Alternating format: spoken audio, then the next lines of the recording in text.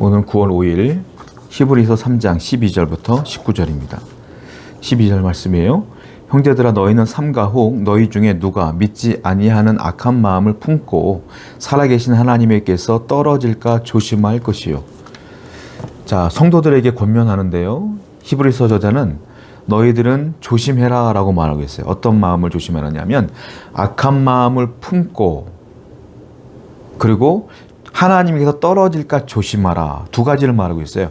악한 마음을 품지 말아라 이거죠. 그리고 하나님께서 떨어지지 말아라 이거예요.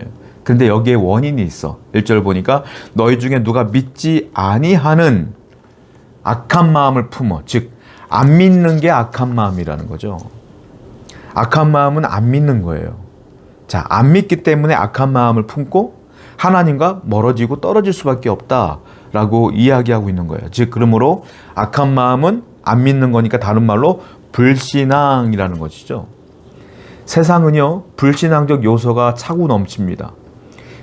교회 밖으로 나가게 되면 믿지 않아야 될 이유에 대한 것들이 너무 많아. 불신앙적 요소가 너무 많아. 그런데 우리는 대부분의 삶을 교회에서 사는 게 아니라 어디서 살아요? 세상에서 살아. 그러니까 불신앙적 요소가 우리 안에 들어올 수밖에 없죠. 마음으로 또한 삶으로 현장에서 환경으로 마구마구 들어오는 거예요. 그러니까 이 히브리서 저자는 권면하는 겁니다. 그 불신앙적 마음이 막 들어오는 것을 악한 마음이라고 표현하는데 너희들이 그것이 들어오면 하나님과 떨어진다, 멀어진다. 그러니까 그걸 멀리하라 라고 이야기하고 있는 거예요. 성도는 어떤 일이 있어도 내 마음에 어떤 마음이 들어와도 예배의 자리는 지켜야 돼. 그래서 억지로라도 기도의 자리는 지켜야 돼. 억지로라도 내가 주님을 섬기는 자리는 지켜야 된다. 성령을 따라 사는 믿음의 자리는 지켜야 된다라는 거예요. 그러지 않으면 이 악한 마음이 점점 커져서 하나님과 멀어지고 결국은 하나님과 떨어질 수밖에 없다라는 거예요. 성도 여러분, 세상에 유혹이 많습니다. 고민이 많죠. 그래도 예배 자리를 지키세요. 그것이 여러분들의 영혼이 살 유일한 길입니다. 13절입니다. 오직 오늘이라 일컫는 동안에 매일 피차 권면하여 너희 중에 누구든지 죄의 유혹으로 완고하게 되지 않도록 하라. 그리고 성경은 뭐라고 말하고 있냐면 너희들은 그러므로 세상에 유혹거리가 많고 악한 마음을 품으면 큰일 나니까 서로 어떻게 하라? 피차 권면하여 믿음을 지킬 수 있도록 해라. 악한 마음을 품지 못하도록 해라 라고 했어요. 권면은 어떻게 하는 거다? 피차하는 것이다. 서로 하는 것이다. 여러분 신앙생활은 그러므로 공동체적이어야 돼요. 혼자서는 신앙생활하기가 버거운 거예요. 성경에도 뭐라고 하셨습니까? 두 겹줄, 세 겹줄은 안 끊어진다 그랬어요. 나 혼자 신앙생활 잘할 수 있을 것 같으죠? 천만의 말씀. 온갖 유혹과 온갖 것들이 막 들어와요. 힘들어요. 그래도 내가 교회에 와서 믿음의 자리를 지켜야 서로 함께 신앙생활하는 사람들끼리 서로 기도해야 서로 권면해야 우리가 신앙생활을 유지할 수가 있는 겁니다. 서로 밀어주고 당겨주고 해야 유혹을 이길 수가 있는 거예요.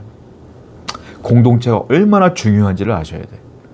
그러므로 사랑하는 성도 여러분, 교회의 공동체를 사랑하시고 여러분들이 그 일환으로서 그 일원으로서 서로를 사랑하고 공경하며 권면하며 기도함으로 우리 공동체가 점점 든든히 서가는 그런 교회 공동체가 되기를 축원드립니다. 14절입니다. 우리가 시작할 때 확신한 것을 끝까지 견고히 잡고 있으면 그리스도와 함께 참여한 자가 되리라. 자, 그리고 뭐라고 표현하고 있냐면 우리가 시작할 때 확신한 것을 끝까지 붙잡고 있어야 된다. 견고히. 자, 이 말은 무슨 말이냐면 신앙생활 하다가 도중 포기한 사람들이 많다라는 것이겠죠. 처음 너희들이 믿음을 갖고 시작했던 확신이 있지 않느냐 이거예요. 그 확신이 있으면 끝까지 붙들고 있어야 되지 않겠느냐. 어려운 유혹이 있어도 환경에 어려움이 있어도 끝까지 붙들고 있는 사람이야말로 승리하는 자가 되는 것이다 라고 이야기하고 있어요. 여러분 성도들은 잘못 알고 있는 것 중에 하나가 구원이 우리 신앙의 마침표라고 생각할 때가 있어요. 내가 예수 믿고 구원받으면 돼 라고 마침표라고 생각하는데 그렇지가 않아요. 이 구원이라고 하는 것은 신앙생활의 시작점입니다. 내가 예수를 믿음으로 구원의 확신을 얻어요. 그것이 시작점이야. 그리고 어떻게 살아냐면 그 확신한 것을 붙잡고 내가 예수 그리스도의 인품을 담기 위하여 성령의 열매를 맺기 위하여 끊임없이 나를 하나님 앞에 엎드리는 거예요. 순종하고 그리고 참고 인내하며 나를 자꾸 거룩하고 성결한 존재로 하나님께서 이끌기를 원하는 마음으로 신앙생활을 해 나가는 거예요. 그리고 그래도 예수님 예전보다는 조금 닮은 모습으로 천국에 들어가는 것이 우리 신앙의 목적이 되어야 된다는 거예요. 나 이제 예수 믿고 구원받아서 끝, 이게 아니라 그게 시작점이 되어서 내가 천국에 입성하는 날까지 열심을 다해 영적 전쟁을 치르며 확신한 것을 끝까지 붙들고 살아가는 것, 그것이 중요하다는 거예요. 오늘도 확신한 것에 거하며 끝까지 신앙생활하고 나가는 여러분 되기를 축원드려요.